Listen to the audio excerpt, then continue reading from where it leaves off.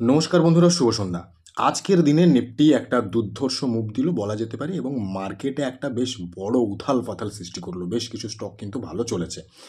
গতকালকে নিফটি নিয়ে ডিসকাস করেছিলাম। আজকে নিফটির যে চার্ট, সেই চার্ট অ্যানালিসিস করে বোঝার চেষ্টা করব নেক্সট আমাদের কী করণীয় থাকতে পারে এবং সেই সাথে কয়েকটি স্টক নিয়ে কথা বলব যে স্টকগুলি টেকনিক্যালি একটু বেশ ভালো পজিশনে রয়েছে। প্রথমে যদি নিফটি নিয়ে চলে আসি, নিফটি নিয়ে যে বিষয়টা গতকালকের ভিডিওতে আমি ডিসকাস করেছিলাম, সেখানে স্পষ্ট করে যে কথাটা বলা ছিল যে 24,050-এর উপরে গেলে নিফটি কিন্তু বুলিশ হতে পারে এবং 23,450-কে ব্রেকডাউন যদি দেয় তাহলে কিন্তু আমাদেরকে অ্যালার্ট হতে হবে। তো আজকের দিনে একটা ক্যান্ডেলেই কিন্তু দুর্ধর্ষ মুভ দিল এবং ক্লোজিং দিয়েছে 24,188-র কাছে, প্রায় 24,200-র কাছে। অর্থাৎ তার যে এখানে রিজেকশনটা ছিল সেটাকে কিন্তু ব্রেক করে ওপরে ক্লোজিং দিয়ে দিয়েছে। এটা কিন্তু একটা ভালো সাইন নিফটির জন্য। এবং এখানে আর একটা বিষয় আমাদেরকে একটু দেখে নিতে হবে, আমরা যখনই এখানে ইএমএটাকে অ্যাপ্লাই করব, 200 ইএমের ওপরে তো নিফটি এখন অবভিয়াসলি রয়েছে, ভালো মুভও আজকে দিয়েছে, কিন্তু 100 ইএমএ এবং 50 ইএমএটা খুব কাছাকাছি রয়েছে নিফটির। তো নিফটি যখনই এই দুটো ইএমের ওপরে ক্লোজিং দিয়ে সাস্টেন্ড করে যাবে, তখন কিন্তু এই যে নেগেটিভ মার্কেট হয়ে যাওয়ার একটা চিন্তা আমাদের মনের মধ্যে ঢুকে যাচ্ছিল, সেই জায়গাটা অনেকাংশে কিন্তু কমে যাবে। তাহলে নিফটির এই মুহূর্তে ওপরের দিকের লেভেল বলতে দুটো ইএমএ 24,220 এবং 24,254, এই দুটোকে যদি ব্রেক করে ওপরে ক্লোজিং দিয়ে দেয় তাহলে কিন্তু নিফটির জন্য সেটা ভালো একটা পজিটিভ সাইন হতে চলেছে। এবং নিফটির ক্ষেত্রে আরও একটা বিষয় আমাদের জন্য খুব ভালো পজিটিভ সাইন হবে যদি হয়, এখানে তো অলরেডি একটা ভালো গ্রিন কালারের ক্যান্ডেল ক্রিয়েট করে দিয়েছে। নিফটি যদি 24,000 বা 24,050-কে রিটেস্ট করে যদি এখান থেকে ঘুরে তারপরে এই দুটো ইএমএকে ব্রেকআউট দেয়, সেই সিনারিওটা কিন্তু সবচেয়ে ভালো হবে। তো মার্কেট কিভাবে মুভ দেবে সেটা তো আমরা অ্যাকচুয়ালি বলতে পারি না, সেটা লাইভ মার্কেট দেখেই বোঝা যায়। এই ধরনের যদি সিনারিও হয় সেক্ষেত্রে কিন্তু নেক্সট টার্গেট হয়ে যেতে পারে এই জায়গাটা, অর্থাৎ যে হাইটা লাগিয়েছিল সেই জায়গাটা, যদি এই সিনারিওটা দেখা যায়। আর যদি ডাইরেক্ট এখান থেকে উপরের দিকে উঠতে দেখা যায় সেক্ষেত্রে কিন্তু এই জোনটা আরও একবার কিন্তু রিজেকশনের কাজ করতে পারে। কাজেই নিফটির যে চার্ট সেটা নিয়ে ডিসকাস করা হলো। এরপরে চলে আসবো কয়েকটি স্টক নিয়ে, বেশ ভালো টেকনিক্যাল চার্ট তৈরি করে রেখেছি। গতকালকে যে স্টকগুলি নিয়ে কথা বলেছিলাম তার মধ্যে 2-3খানা স্টক কিন্তু আজকে ভালো চলেছে, বাকি স্টকগুলো চলেনি। তো বাকি স্টকের যে টেকনিক্যাল চার্ট যেটা আলোচনা করেছিলাম সেটা কিন্তু এখনও ইনভ্যালিড নয়, ভ্যালিড আছে। কাজেই ওই স্টকগুলোকেও কিন্তু ওয়াচ লিস্টে রাখা যেতে পারে।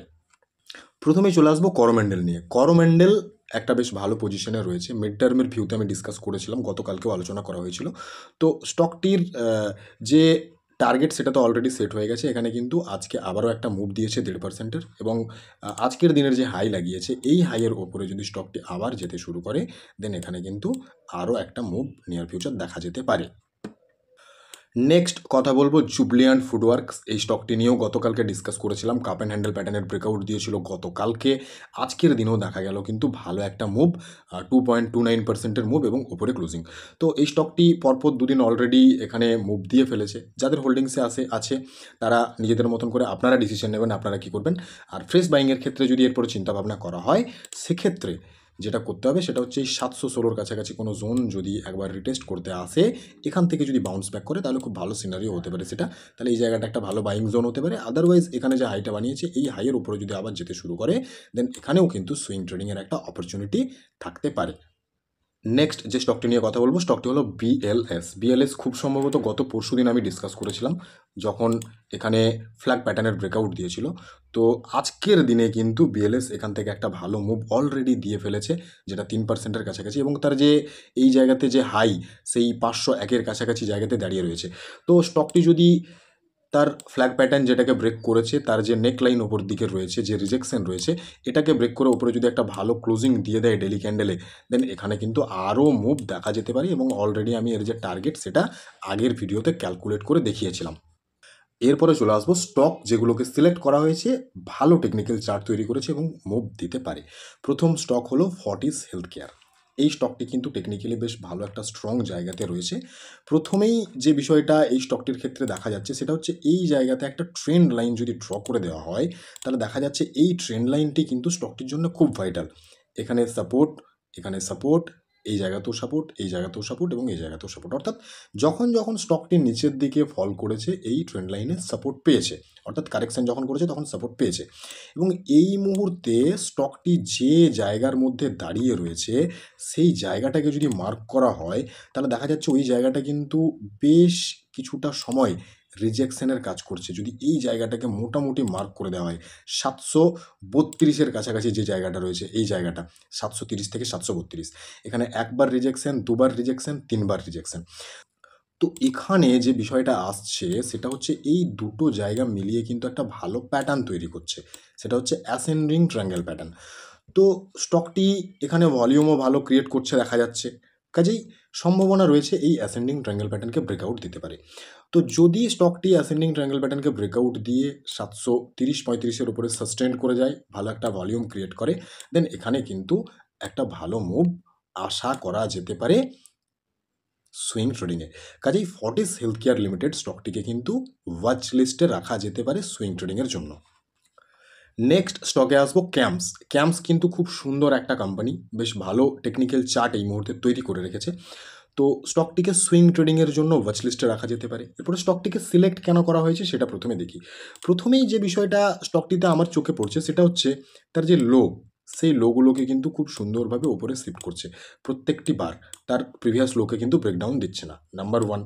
নাম্বার 2, আর একটা জায়গা আমার খুব পজিটিভ লাগলো, সেটা হচ্ছে স্টকটি যখন এখানে এই র্যালিটা দিল, সাপোর্টটা কোথায় নিল? এক্স্যাক্টলি এই জোনটা, অর্থাৎ যে জোনটা এর আগে ক্যাম্পসের জন্য রিজেকশনের কাজ করেছিল, এখানে একবার, এখানে দুবার, এখানে তিনবার, সেই জোনটাকে ব্রেকআউট করলো, রিটেস্ট করে এখান থেকে কিন্তু বাউন্স ব্যাক করেছে। এই জায়গাটা যথেষ্ট পজিটিভ আমার লাগছে।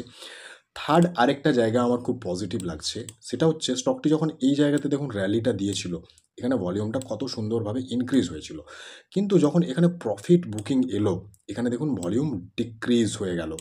আবার যখন এখান থেকে স্টকটি উপরে যাওয়ার চেষ্টা করছে ভলিউম কিন্তু ধীরে ধীরে বাড়ছে, অর্থাৎ কোথাও না কোথাও একটা পজিটিভ সাইন দিচ্ছে স্টকটি কিন্তু আরও উপরে যেতে পারে। এরপরে এখানে এই বিষয়গুলো ছাড়াও আরও একটা বিষয় এখানে বেশ ভালো ভিজিবল, সেটা হচ্ছে ইএমআইটাকে অ্যাপ্লাই করে দিলাম। ইএমআইটাকে অ্যাপ্লাই করে দেওয়ার পরে দেখুন স্টকটি বেশিরভাগ সময় 50 ইএমএতে এসে সাপোর্ট নিয়েছে, সেখান থেকে বাউন্স ব্যাক করেছে। যখন 50 ইএমএকে ব্রেক করেছে তখন কিন্তু 100 ইএমএটা সাপোর্টের কাজ করেছে। তো যখন কোনো স্টক খুব স্ট্রং থাকে এবং স্ট্রেংথ থাকে তখন এই ধরনের সিনারিও কিন্তু টেকনিক্যাল চার্টে দেখা যায়। তো এই জায়গাটাও যথেষ্ট পজিটিভ লাগছে। এখন স্টকটি যে জায়গাতে দাঁড়িয়ে রয়েছে সেই জায়গার উপর বেশ করে যদি এন্ট্রির ব্যাপারে চিন্তাভাবনা করা হয় সেক্ষেত্রে সিম্পল একটা চিন্তাভাবনা রাখা যেতে পারে। ইনস্ট্যান্ট এন্ট্রির কথা চিন্তাভাবনা করতে গেলে এখানে কিন্তু 4800-র কাছাকাছি একটা স্ট্রিক্ট এসএল কনসিডার করা উচিত বলে আমি পার্সোনালি মনে করছি। এবং আর একটা বিষয় এখানে ভাবা যেতে পারে, এখানে যে জায়গাটা ড্র করা হলো মোটামুটি 5280 বলা যেতে পারে, এই জোনটা এই মুহূর্তে স্টকটির জন্য একটা রিজেকশন, কারণ এর আগে অলরেডি এখানে কিন্তু রিজেকশন পেয়ে গেছে হাই যখন বানিয়েছিল। তো এই জোনটাকে যদি ব্রেকআউট করে উপরে স্টে করে যায় দেন এই জায়গাটাও কিন্তু একটা ভালো জোন হতে পারে বাইংয়ের জন্য, কারণ এখান থেকেও কিন্তু একটা ভালো মুভ ক্যাম্পসের ক্ষেত্রে আসতে পারে। কাজেই ক্যাম্পস স্টকটি সুইং ট্রেডিংয়ের জন্য যথেষ্ট ভালো জায়গাতে রয়েছে, ওয়াচ লিস্টে রাখা যেতে পারে। আচ্ছা, এখানে যে আলোচনা করা হচ্ছে কাইন্ডলি এটাকে রিকমেন্ডেশন হিসেবে নেবেন না, এটাকে এডুকেশনাল পারপাস নেবেন। আমি কোনো রিকমেন্ডেশন দিতে পারি না, আমি সেবি রেজিস্টার্ড নই। এবং সবচেয়ে বড় কথা হলো ক্যাপিটাল আপনার যদি লস হয় সেটা কিন্তু আপনার হবে। কাজেই ডিসিশন নেওয়ার আগে নিজের ফিনান্সিয়াল অ্যাডভাইজারের সাথে কথা বলবেন, তারপরেই কিন্তু ডিসিশন নেবেন। আর চ্যানেলে যারা প্রথম, যারা এখনও চ্যানেল সাবস্ক্রাইব করেননি সাবস্ক্রাইব করে দিন, বেল আইকন প্রেস করে দিন, অবশ্যই একটা লাইক করে দেবেন। এবং পাবলিক টেলিগ্রাম চ্যানেল যদি এখনও জয়েন না করেছেন অবশ্যই জয়েন করে দিন, আমি ওখানে ম্যাক্সিমাম আপডেট দেওয়ার চেষ্টা করি। আজকেও আমি আপডেট দিয়েছিলাম, সেই স্টকটি নিয়েও আজকে ডিসকাস করা হবে। নেক্সট স্টকে আসবো অশোক লেল্যান্ড। এই স্টকটি এর আগে আমি ডিসকাস করেছিলাম, তখন কিন্তু স্টকটি তার যে টেকনিক্যাল চার্ট তৈরি করেছিল সেটা ফেল করে গিয়েছিল। তো এখন স্টকটি কিন্তু আবার বেশ ভালো একটা জায়গার মধ্যে রয়েছে। ডিটেলসে যদি ডিসকাস করতে হয় চার্ট অলরেডি আমার এখানে ড্র করা রয়েছে, নতুন করে ড্র করার কিছু নেই। এই জায়গাতে একটা ডিসেন্ডিং ট্রায়াঙ্গেল প্যাটার্ন বানিয়েছিল, যে ডিসেন্ডিং ট্রায়াঙ্গেল প্যাটার্নটাকে এখানে ব্রেকআউট দিতে দেখা গিয়েছিল। ব্রেকআউট দেওয়ার পরে তার যে হাই, সেই হাইটাকেও কিন্তু এখানে ব্রেক করে ওপরে অনেকটা সময় কনসলিডেশন করেছিল, দেন এখানে কিন্তু ব্রেক ডাউন দিয়ে দেয়। এবং যখন ব্রেকডাউন দিয়েছিল তখন কিন্তু আমারও স্টপ লস হিট করে গিয়েছিল, এটা আমারও কিন্তু তখন হোল্ডিংসে ছিল স্টকটি। তো এখন ইদানিং আবার দেখা যাচ্ছে স্টকটি এই জায়গার থেকে বাউন্স ব্যাক করে তার যে প্রিভিয়াস হাই ছিল সেই হাইটাকে কিন্তু আজকে আবার চ্যালেঞ্জ করেছে এবং এখানে খুব সুন্দর একটা ভলিউম ক্রিয়েট করেছে। অর্থাৎ এই যে মুভ, এই মুভটা কিন্তু ফেক মুভ নয়, এখানে কিন্তু একটা ভালো বাইং সেলিং হয়েছে। কাজেই এখানে বেশ ভালো একটা সিনারিও দেখা যাচ্ছে। যদি দেখা যায় এই 236-এর যে লেভেলটা রয়েছে এই লেভেলের ওপরে একটা ভালো ডেলি ক্যান্ডেলে ক্লোজিং চলে আসে এবং এখানে যদি একটা ভালো ভলিউম ক্রিয়েট হতে দেখা যায়, তখন কিন্তু খুব সহজেই 264-এর যে লেভেল যেটা আমি আগে ডিসকাস করেছিলাম এটা কিন্তু চলে আসতে পারে। কাজেই অশোক লেল্যান্ড স্টকটিকে কিন্তু ওয়াচ লিস্টে রাখা যেতে পারে, যথেষ্ট ভালো টেকনিক্যাল চার্ট কিন্তু তৈরি করে রেখেছে। নেক্সট স্টকে আসবো IREDA। স্টকটি টেকনিক্যালি বেশ ভালো একটা জায়গাতে দাঁড়িয়ে রয়েছে, তো স্টকটিকে সেই জন্যেই ওয়াচ লিস্টে রাখা যেতে পারে সুইং ট্রেডিং মিড টার্মের ভিউ রেখে। তো স্টকটিকে সিলেক্ট কেন করা হয়েছে প্রথমে সেটা দেখে নিই। প্রথমে স্টকটির একটি জোন একটু মার্ক করে নেব, সেটা হচ্ছে এই জোনটা। এই জোনটাকে যখনই আমরা মার্ক করে নিচ্ছি কি দেখা যাচ্ছে স্টকটির মাল্টিপিল টাইমের রিজেকশন এবং সাপোর্টের কাজ করেছে এই জোনটা। এই জায়গাটা যদি আমরা দেখি কন্টিনিউয়াসলি এখানে রিজেকশন পাচ্ছিল, যখন ব্রেকআউট করলো একটা দারুণ র্যালি দিয়ে দিল, দারুণ র্যালির পরে এখানে কিন্তু কন্টিনিউয়াসলি ফল দেখা যাচ্ছিল।